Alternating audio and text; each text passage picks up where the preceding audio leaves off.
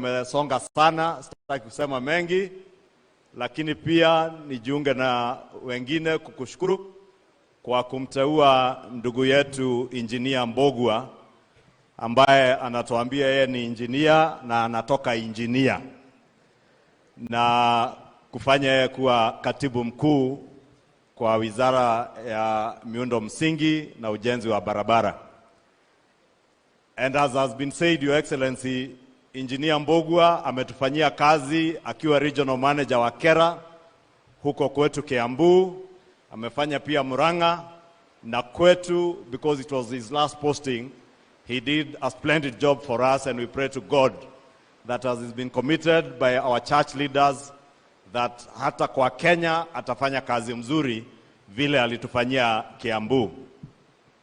Your Excellency, nimesikia Dindi Nyoro, ndugu yangu, na Senator Medho wakisumbuka sababu ya yale waandishi wa magazeti wanaandika. Na leo umetuambia tukiwa Limuru ya kuwa kelele kwa siasa ni kama music ama choir ya kufanya kazi ifanyike kwa hii siasa ya maendeleo. And I know, Your Excellency, you are never distracted by naysayers.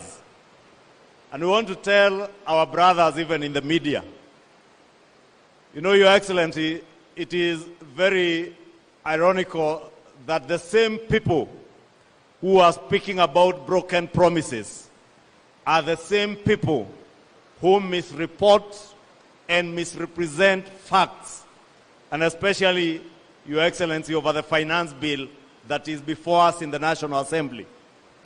It is the same media houses that have been misrepresenting and misreporting facts. And therefore, Your Excellency, we will not be distracted by the noise and by the naysayers. We shall remain focused. Na vile ulituambia Mheshimiwa Rais ya kuwa chief among your chief promises was a bottom-up economic transformation agenda.